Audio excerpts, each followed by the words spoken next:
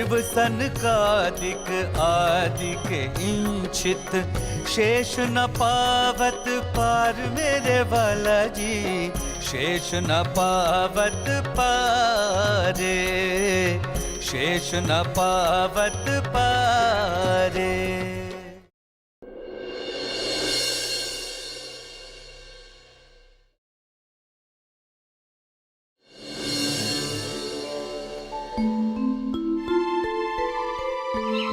मैं कौन हूँ?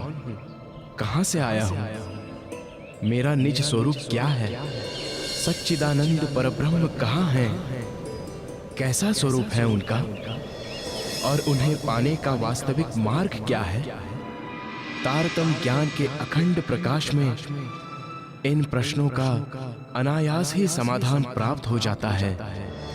लहराते हुए महासागर की अथाह जलराशि में जिस प्रकार असंख्य बुलबुले पैदा होते हैं और तत्क्षण उसी में लीन हो जाते हैं, उसी प्रकार महामाया से असंख्य लोग पल पल में प्रकट होते हैं और उसी की गोद में समाप्त हो जाते हैं।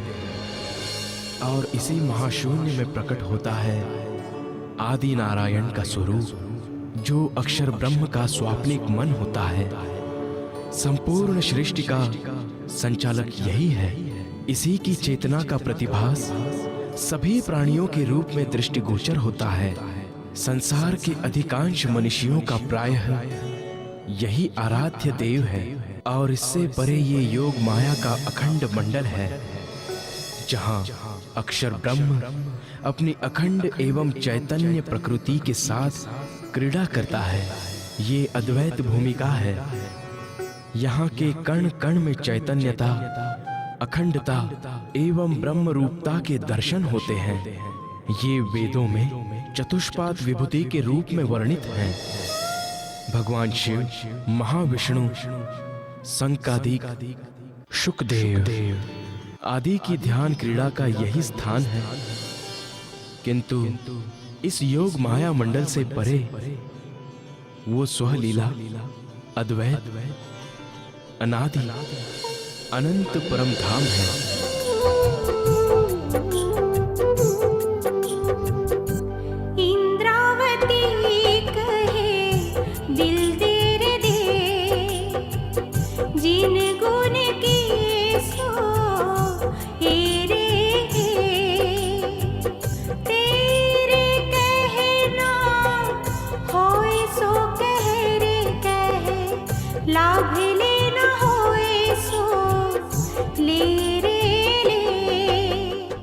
हे सद्गुरु महाराज, कृपा करके मेरे अवगुणों को बताइए, उन्हें मुझसे दूर करने का उपाय बताइए, ताकि मेरा हृदय निर्मल हो सके। भला तुम में कोई अवगुण कैसे हो सकता है मेहरराज? तुम तो परम धाम की निर्मल आत्मा इंद्रावती हो। मेहरराज जी सद्गुरु महाराज के इस उत्तर से संतुष्ट नहीं हुए। अपने मन पर नियंत्रण करने के लिए वे दिनों दिन आहार की मात्रा कम करने लगे, जिससे वे कमजोर होने लगे। वे अपने मन की परख करने बाजार जाते और किसी वस्तु पर मन आकर्षित होता तो वे कठिन खंडनी के वचन कहकर मन को फटकार लगाते कि हे चंडाल मन, तू कब तक इस माया में भटकता रहेगा? क्या अब भी तू माया से तृप्त नहीं हुआ? कोई मित्र सामने दिखता तो मुंह छिपाकर निकल जाते कि वो संसारी बातें करेगा, जिससे मेरा मन दूषित हो जाएगा और ध्यान में बाधा होगी। इतना ही नहीं, मेहराज जी ने माया मोह का रूप समझकर अपने घर की संपत्ति एवं पत्नी के आभूषण भी ले लिए।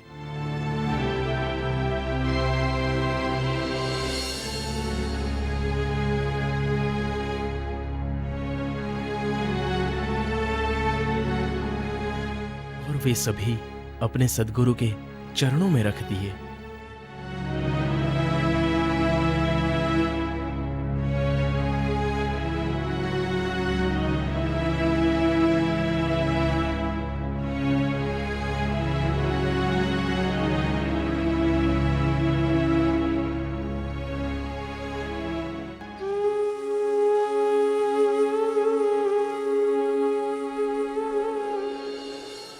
मेहरराज जी सदगुरु जी की चर्चा बहुत ही ध्यान से सुनते, उस पर गहन चिंतन करते और उसे जीवन में उतारने का पूरा प्रयास करते।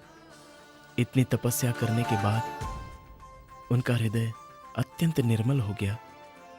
परम धाम एवं ब्रिजराज की चर्चा सुनते उस समय उनकी आंखों से आंसू बहने लगते, किंतु उनका शरीर अत्यंत कमजोर और कृशकाय हो गया।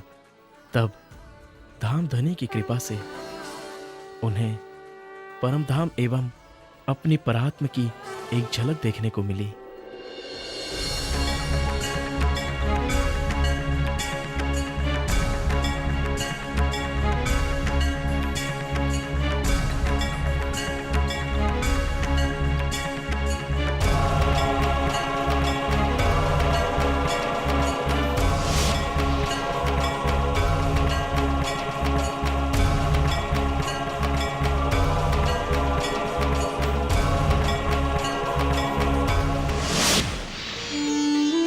किंतु इतने में उनका शरीर पूरी तरह से जर्जर हो गया था। उनकी ऐसी दशा देखकर बाल भाई एक दिन सदगुरु धनी श्री देवचंद्र जी के पास आती है।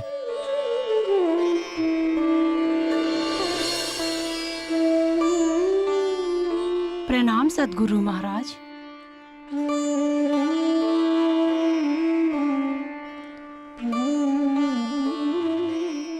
प्रणाम। आओ बालबाई, कहो कैसे आना हुआ? मैं मेहरराज जी के गिरते स्वास्थ्य से बहुत चिंतित हूँ सदगुरु। आप स्वयं ध्यान दीजिए, वे अत्यंत कमजोर हो गए हैं और उनका शरीर पीला पड़ गया है। एक भाई गोवर्धन तो पहले ही जा चुके हैं और अब ये भी शरीर छोड़ने की स्थिति में पहुंच गए हैं। आपको कुछ न कुछ तो करना होगा। आप मेहरराज जी को अपने पास बुलाइए और इसका कारण पूछिए और उन्हें समझाइए। ठीक है बालबाई, आप चिंता ना करें। कल जब वे चर्चा में आएंगे तब मैं उनसे बात कर लूंगा। प्रणाम सदगुरु महाराज। प्रणाम।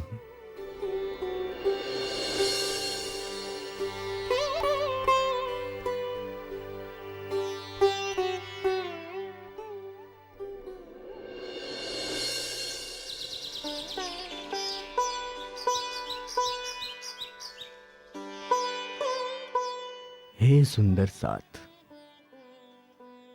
वो परम धाम प्रेम आनंद का धाम है,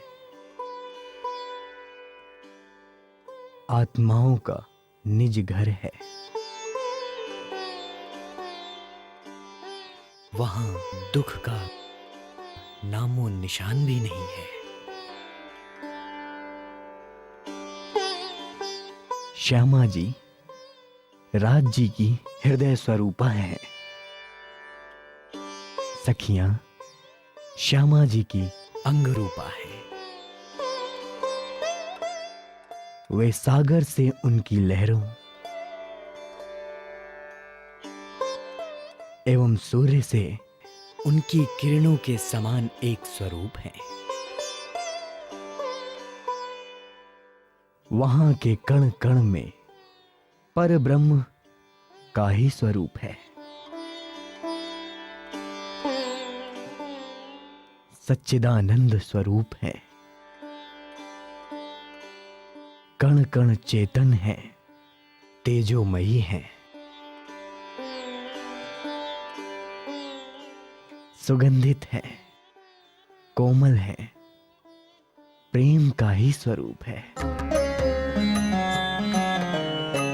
प्रेम दिखाऊं तुमको साथ जी, प्रेम दिखाऊं तुमको साथ जी, जित अपना मूल वतन प्रेम धनी को अंग है, प्रेम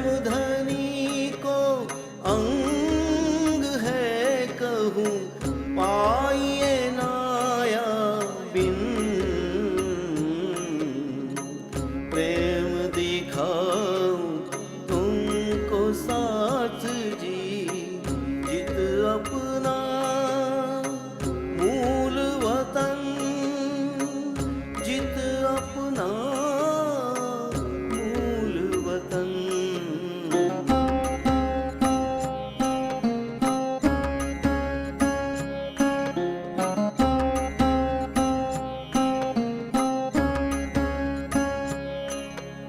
व्यास कहे भागवत में, प्रेम न त्रिगुण पास, प्रेम बसत ब्रह्म श्रेष्ठ में, प्रेम बसत ब्रह्म श्रेष्ठ में, जो खेले स्वरूप ब्रिज रास, प्रेम दिखाऊं तुमको साथ जी, जित अपना मूल वतन, जित अपना मूल वतन।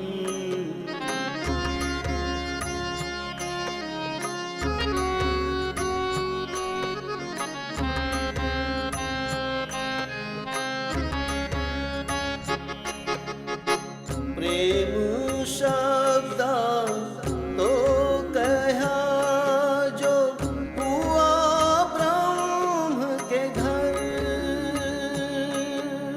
सो तो निराकार के पार, सो इत दुनी पावे क्यों कर, प्रेम दिखाऊं तुमको साथ जी, जित अपना मूल वतन, जित अपना मूल वतन।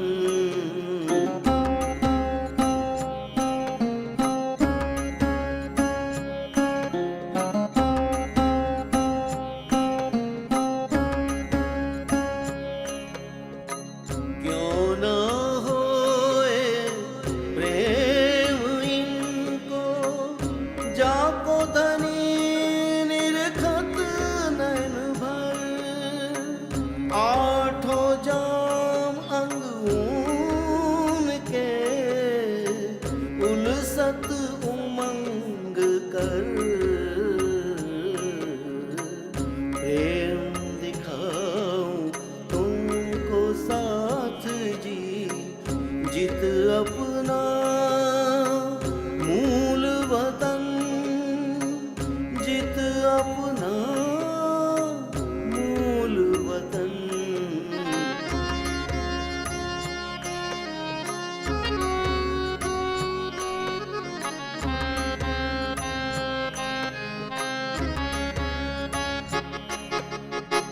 महमत कहे महबूब जी, अब दीजे पाट उड़ाए, नैना खोल के अंग भर, नैना खोल के अंग भर, दुल्हा लीजे कंठ लगा, प्रेम दिखाऊं तुमको साथ जी। धाम के धनी की जय, सद्गुरु महाराज की जय, निजानंद स्वामी की जय।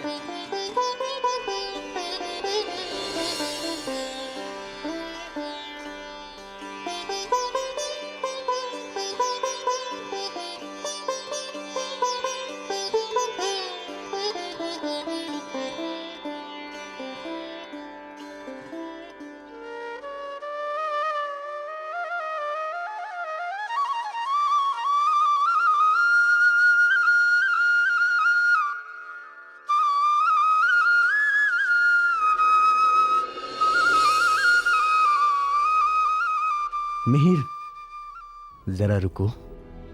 जी, आज्ञा दीजिए सद्गुरु महाराज। मिहिर, मुझे तुम्हारी कसनी के बारे में पता चल गया है। आज तुम मुझे स्पष्ट रूप से बता दो कि तुम्हारे दिल में क्या चल रहा है। क्यों तुम इतनी तपश्चर्या कर रहे हो? हे सद्गुरु महाराज, कृपया आप मुझे मेरे अवगुण बता दीजिए कि क्यों मुझे परम धाम नहीं दिखाई पड़ता। मिहिर, मैंने तुम्हें पहले भी बताया है कि तुम परम धाम की निर्मल आत्मा इंद्रावती हो। तुम में कोई अवगुण नहीं है। क्या तुम्हें मेरी बात पर विश्वास नहीं है? ऐसी बात नहीं है सद्गुरु महाराज। जब आप मेरे सामने परम धाम का वर्णन करते हैं, धाम धनी के स्वरूप का वर्णन करते हैं, तो मेरी आंखों से आंसू बहने लगते हैं। मेरे मन में उन्हें देखने की तड़प पैदा हो जाती है। किंतु मिहिरराज, परम धाम और धाम धनी का दर्शन होना कोई सांसारिक वस्तु नहीं है कि तुम्हें प्राप्त हो जाए। धाम धनी तो स्वयं सद्गुरु महाराज के हृदय में विराजमान है। यदि तुम्हें इनकी पहचान हो जाती है तो तुम अपने सद्गुरु महाराज से एक पल भी दूर नहीं होते, बल्कि उनकी प्रदक्षिणा ही करते रहते। मिहिर, तुम यही जानना चाहते हो ना कि मुझे परम धाम दिखाई पड़ता है, किंतु तुम्हें क्यों नहीं दिखाई देता? तो सुनो, ये सब तुम्हारे या मेरे नहीं, बल्कि मूल स्वरूप राज जी की इच्छा से ही होता है। वे ही मेरे तन में विराजमान होकर परम धाम का वर्णन करते हैं और मेरे धाम गमन के पश्चात ही वे तुम्हारे तन में विराजमान होंगे। तब तुम्हें भी परम धाम दिखाई पड़ने लगेगा। इसके लिए तुम्हें धीरज धरना होगा। क्या तुम्हें इस बात की शीघ्रता है कि मैं देह त्याग कर दूं? नहीं सद्गुरु महाराज, ऐसी बात तो मैं सपने में भी नहीं सोच सकता। मुझे क्षमा करें। मैं वचन देता हूं कि ऐसी बात मैं दोबारा कभी नहीं करूंगा।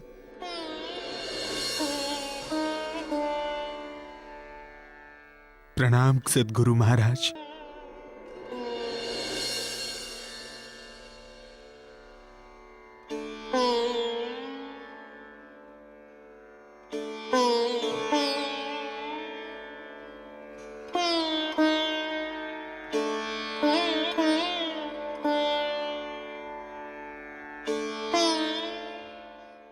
हे सद्गुरु महाराज, मुझे डर है कि इनका चित्त दोबारा उस चिंतन में फिर ना लग जाए, इसीलिए आप उन्हें किसी सांसारिक कार्य में लगा दीजिए जिससे उनका ध्यान बट जाए।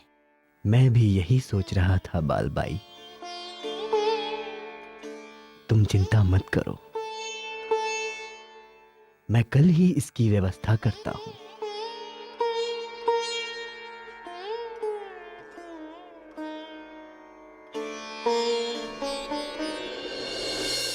हे सुंदर साथ जी, इस प्रकार विचार करके श्री देवचंद्र जी ने श्री मिहिरराज जी को माहेश्वर तंत्र एवं पुराण संहिता आदि धर्म ग्रंथ खोज कर लाने के लिए अहमदाबाद भेज दिया, क्योंकि इन धर्म ग्रंथों में क्षर, अक्षर, अक्षरातीत का बहुत ही सुंदर वर्णन है। और कुछ समय पश्चात धनी की कृपा से जब श्री मिहिरराज जी अहमदाबाद से ग्रंथ लेकर आए तो देवचंद्र जी ने उन्हें संवत 1703 में गांगजी भाई के भाई खेता भाई की आत्म जागृति के उद्देश्य से अरब जाने का आदेश दे दिया। मिहिरराज, तुम्हारे लिए एक महत्वपूर्ण सेवा का कार्य है। यदि तुम करना चाहो, गांजी भाई के बड़े भाई जिनका नाम खेता है, वो धन कमाने के उद्देश्य से 25 वर्षों से अरब देश गए हुए हैं।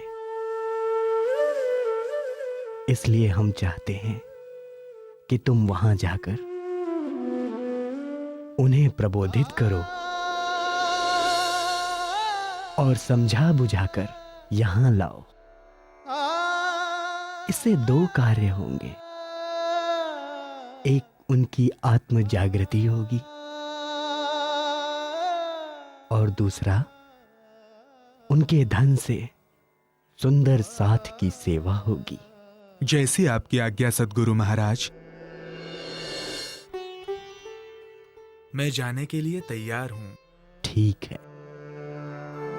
गांजी भाई से खेता भाई के नाम एक पत्र लिखवा देते हैं। उसे गांजी भाई से लेकर आप जल जहाज के द्वारा अरब देश रवाना हो जाना। मेरा आशीर्वाद तुम्हारे साथ है। जो आज्ञा सद्गुरु महाराज।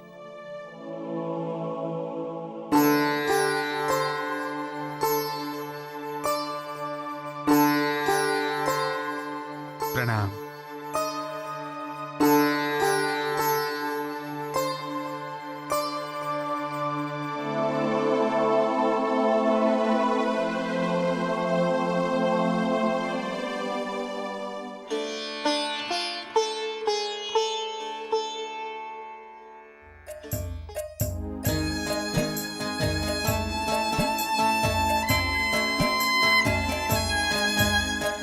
ऐसा खेल दिखा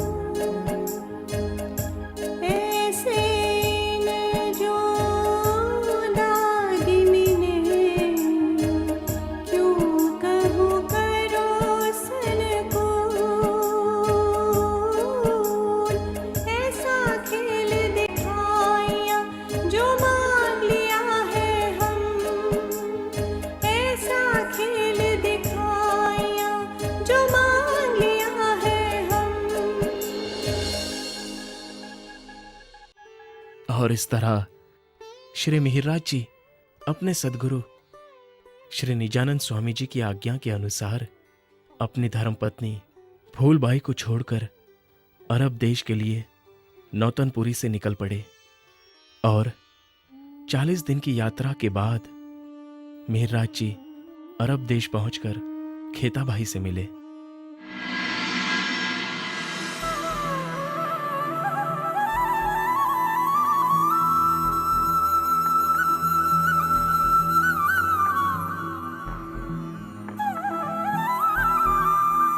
प्रणाम श्रीमान। ये तो अपने देश का लगता है। प्रणाम जी, कहिए। जी मुझे जामनगर के खेता भाई से मिलना है। जी मैं ही हूं खेता भाई। किंतु आप कौन हैं और कहां से पधारे हैं? पहले तो आपको यहां कभी नहीं देखा। जी आपने सत्य कहा। जी मैं नौतनपुरी से आया हूँ और मेरा नाम मिहिरराज ठक्कर है। मुझे गांगजी भाई ने आपके पास भेजा है। गांजी भाई ने भेजा है?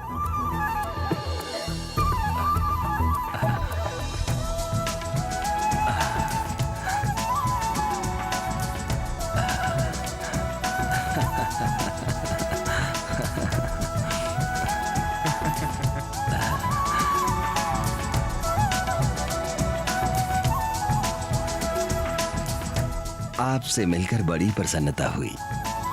आपका स्वागत है प्रियवर।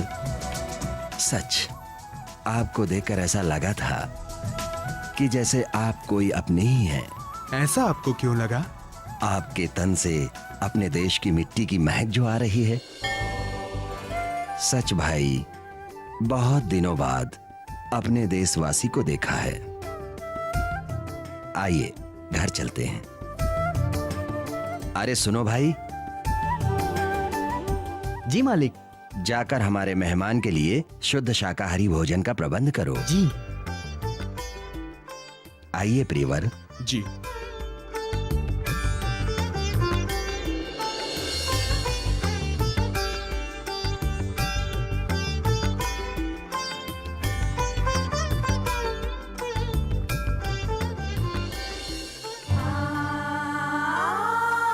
पूरे 25 वर्ष हो गए अपनों से अलग हुए और ये वर्ष मेरे लिए युगों के समान रहे हैं, जिन्हें काटना मेरी विवशता बन गई है। न चाहते हुए भी मैं यहाँ अजनबियों के बीच पराए देश में रह रहा हूँ। दिल तो करता है यहाँ से सब कुछ छोड़कर अपने देश वापस लौट जाऊं, लेकिन व्यापार की बेड़ियों ने मुझे पूरी तरह से जकड़ रखा है। कहने को तो यहाँ पैसा खूब कमाया, लेकिन आत्मीय प्रेम, अपनों के स्नेह और शांति से कोसों दूर रहा हूं। कभी कभी अगर कोई अपना मिल जाता है तो ऐसा लगता है कि जैसे तपते रेगिस्तान में ठंडे जल का कुआं मिल गया हो। मैं आपकी पीड़ा समझ सकता हूँ खेता भाई, किंतु यदि आप चाहे तो वापस अपने देश, अपने लोगों के पास जा सकते हैं। वहां आपके भाई श्री गांगजी के यहाँ सद्गुरु महाराज का पवित्र वास है, जिनके चरणों में प्रतिदिन न जाने कितने लोग आकर शांति पाते हैं, आध्यात्मिक सुख का आनंद लेते हैं। फिर आप उस सुख से वंचित क्यों रहे? मेरी मानिए तो इस व्यापार के जाल को काट फेंकिए। ये मनुष्य जीवन बार बार नहीं मिलता है। बहुत कमा ली धन दौलत, अब आत्मिक धन भी कमाएं, पुण्य कमाएं। आपने मेरे मन की बात कह दी महाराज जी, किंतु व्यापार का फैला हुआ जाल काटना इतना आसान नहीं है। इसे समेटने में वर्षों लग सकते हैं। इसके लिए मुझे आपका सहयोग भी चाहिए। मैं आपके सहयोग से धीरे धीरे अपना व्यापार समेटकर आपके साथ अपने देश वापस जाऊंगा और अपने लोगों से मिलूंगा। ये तो बहुत अच्छी बात है। अब आप बताइए कि मुझे क्या करना है? आप हिसाब किताब, लेन देन का काम करने में मेरी सहायता कीजिए। ठीक है, मैं आज से ही ये काम संभाल लूंगा। जी जी, बहुत अच्छा। मालिक, दस्तरखान तैयार है। ठीक है, चलिए मेहरराज जी, भोजन कर लीजिए। चलिए। चलिए।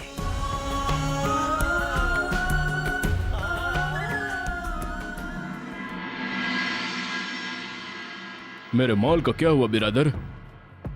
आप माल का भुगतान कर दें, हम आपका माल भिजवा देंगे।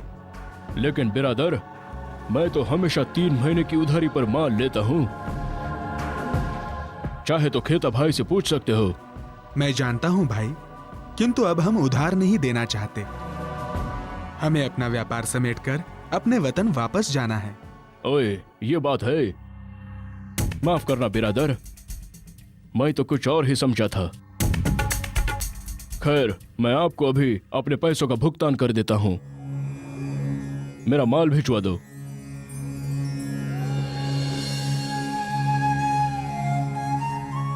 शेख साहब का माल ऊंट पर लदवा दो। जी। खुदा हाफिज बिरादर, हम चलती।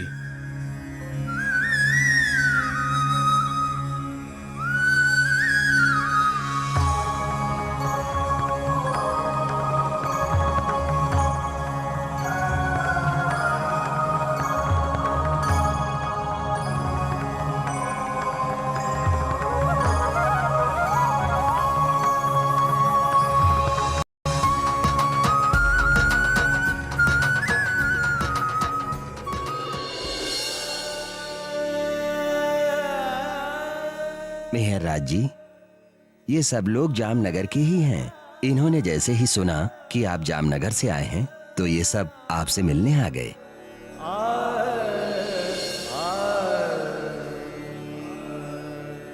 ये तो बहुत अच्छी बात है। आप सबसे मिलकर मुझे बड़ी प्रसन्नता हुई। हम सब लोगों को भी आपसे मिलकर बहुत प्रसन्नता हुई है मेहरराज जी।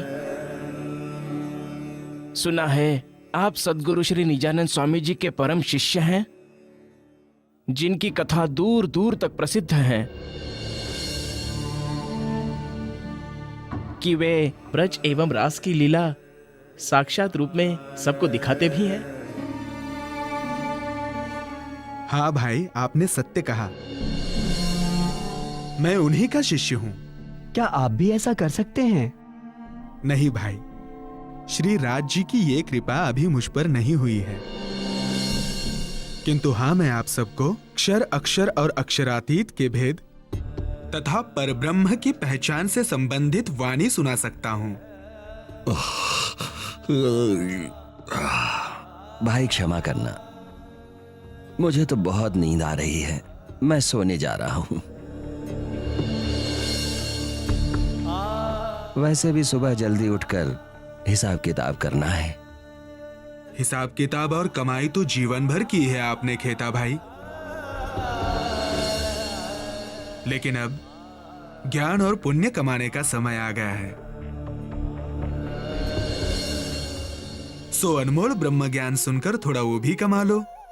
आपने ठीक कहा मेहरराज जी, किंतु मैं दिन भर के कामकाज से थक गया हूं।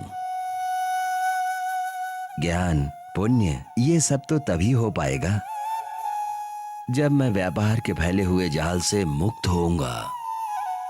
इसीलिए मुझे तो आप क्षमा ही करें।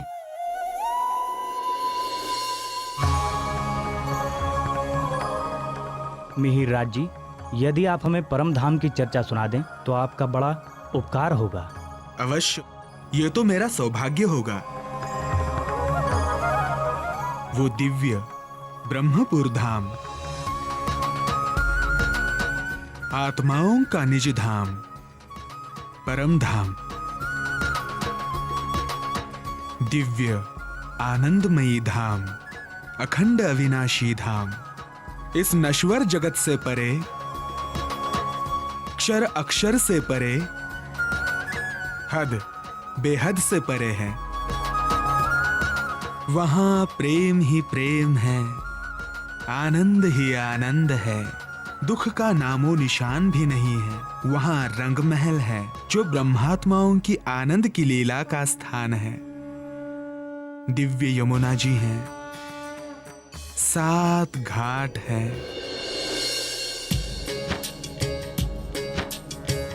सब मगन हो सुन रहे मिहिराज जी की बात, बातों में छुपा हुआ है जीवन का आधार। धामों में है धाम एक, सबका एक निज धाम। अखंड अविनाशी प्रेम का है वो दिव्य स्थान, है वो दिव्य स्थान। इस प्रकार खेता भाई को समझाते हुए और व्यापार को समेटने में सहायता करते हुए मिहिराज जी को अरब में 4 वर्ष हो गए। वे दिन में कारोबार संभालते और रात्रि को ब्रह्म ज्ञान सुनाते। लोग दूर दूर से उनकी चर्चा सुनने आते और ब्रह्म ज्ञान का लाभ उठाते, किंतु खेता भाई उस अवसर का पूर्ण लाभ नहीं ले सके और कल परसों के चक्कर में उन्होंने वो अनमोल अवसर गवा दिए। मनुष्य वर्षों की योजना बनाता है, किंतु मृत्यु एक ही क्षण में उसकी सारी योजना पर पानी फेर देती है। हुआ यूं कि जब मिहिराज जी खेता भाई के व्यापार के सिलसिले में एक दिन शहर से बाहर गए थे, तब खेता भाई की अचानक मृत्यु हो गई और इसका दुखद समाचार मिहिराज जी को वापस आने पर मिला।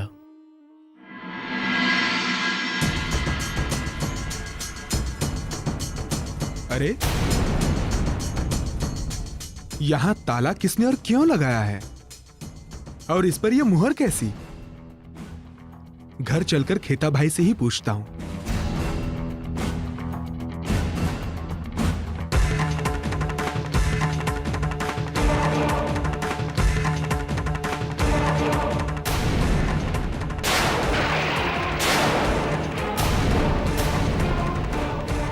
अरे, यहां भी ताला और सरकारी मोहर।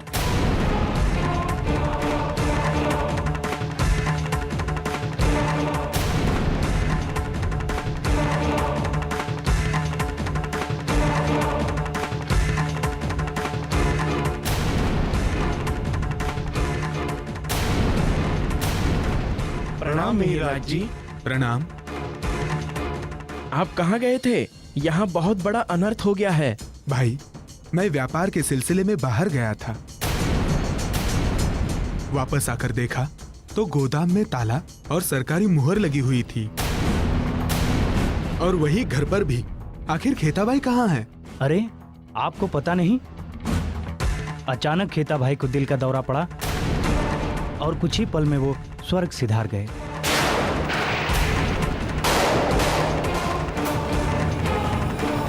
और उनका तो हमने अंतिम संस्कार भी कर दिया।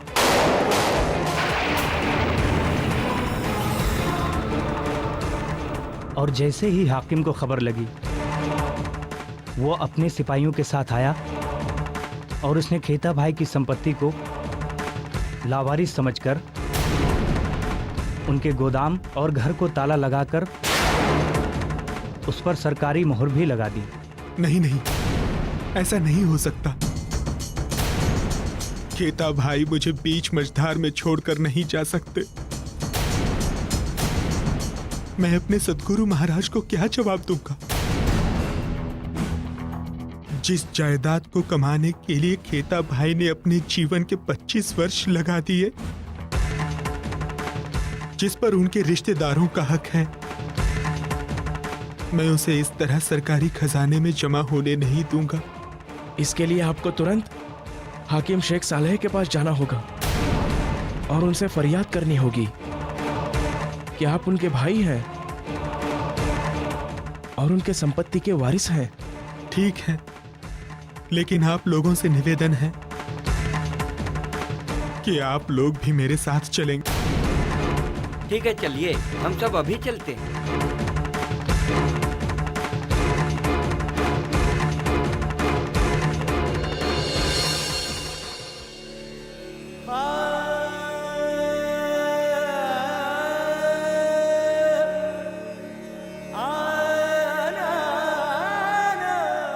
तुम्हारी अर्जी हमने पढ़ ली है, लेकिन क्या तुम्हारे पास ऐसा कोई लिखित सबूत या गवाह है जिससे यह साबित हो कि तुम ही खेता भाई के वारिस हो?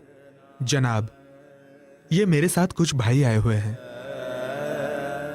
जो जानते हैं कि मैं रिश्ते में खेता भाई का भाई लगता हूं और पिछले 4 वर्षों से उनके ही घर रहकर उनका कारोबार संभालता हूं। जी हाकिम साहब, ये बिल्कुल ठीक कह रहे हैं। हाँ हाँ हाँ, ये ठीक कह रहे हैं।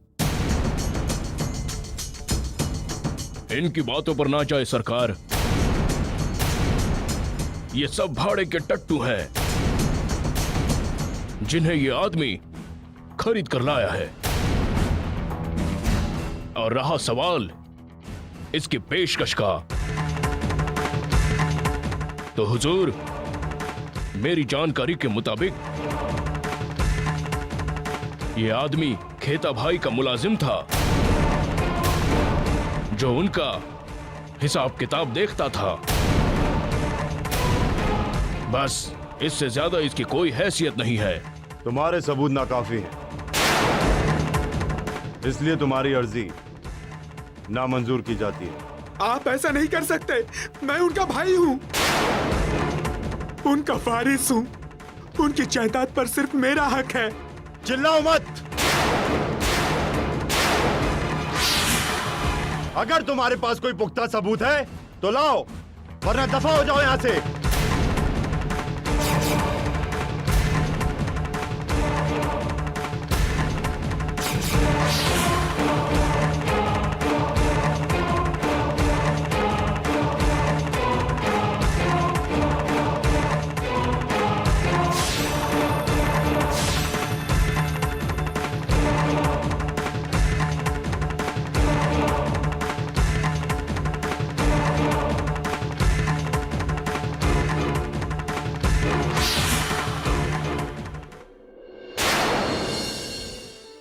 इसके पश्चात श्री मिहिरराज जी सबूत जुटाने की कोशिश में लग गए। ये जानकर हाकिम ने श्री मिहिरराज जी के प्रति कुदृष्टि की और उन्हें मरवाने की योजना बनाई ताकि खेता भाई की संपत्ति का दावा करने वाला कोई ना रहे। इस बात की जानकारी हिंदुस्तानी भाइयों के द्वारा मिहिरराज जी को हो जाती है और वे हिंदुस्तानी भाइयों की सलाह से बादशाह से फरियाद करने बगदाद जाने के लिए रातों रात निकल पड़ते हैं।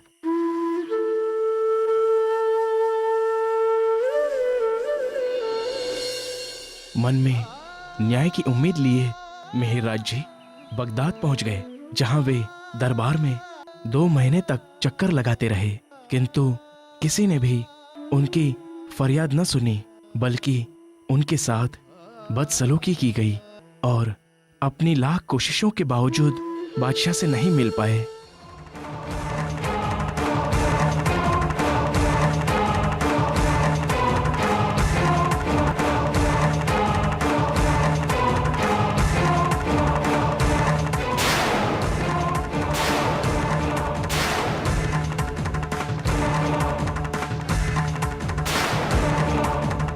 सिपाहियों, ले जाओ इसे बाहर।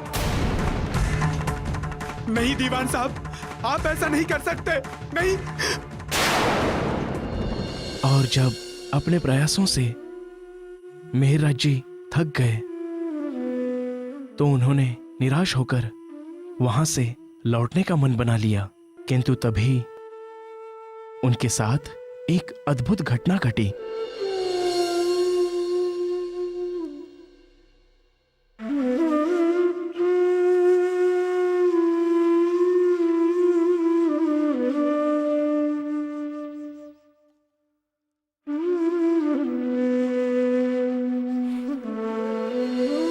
यदि मैं इस तरह खाली हाथ नौतनपुरी गया तो एक तरफ मेरे सदगुरु महाराज जी की आज्ञा की अवहेलना होगी और दूसरी तरफ खेता भाई की कमाई सरकारी खजाने में चली जाएगी। मैं क्या करूं? कुछ समझ में नहीं आ रहा है। हे सद्गुरु महाराज, कुछ तुम मदद करो।